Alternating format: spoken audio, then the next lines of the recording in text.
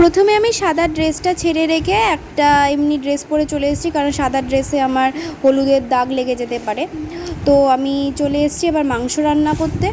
প্রথমে আমি সমস্ত মশলা দিয়ে তেল দিয়ে আগে মাংসটা ম্যারিনেট করে রেখে দিলাম, তারপরে মটন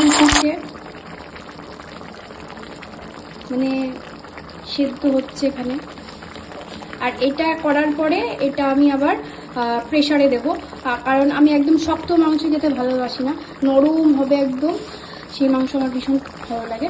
তো এটা প্রেসারে দেওয়া হবে এরপরে। তো হোক, কিছুটা হয়ে আসুক, তারপরে আবার তোমাদের সাথে শেয়ার করছি। আর এখানে দেখো মাটনের আলু খেতে আমি ভীষণ পছন্দ করি, এখানে তার মধ্যে আলু রয়েছে, ওই সকালে 1 পিস রাতের 1 পিস করে সবার জন্য। আর এখানে মাংস সেদ্ধ হচ্ছে। তো চলো, আর কিছুটা হওয়ার পরে আবার তোমাদের দেখাচ্ছি।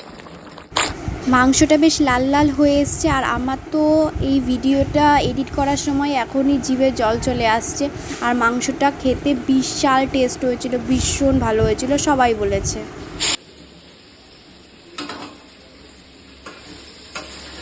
গন্ধ বেরোচ্ছে মা? গন্ধ বেরোচ্ছে? মাংস লাল লাল হয়ে গেছে।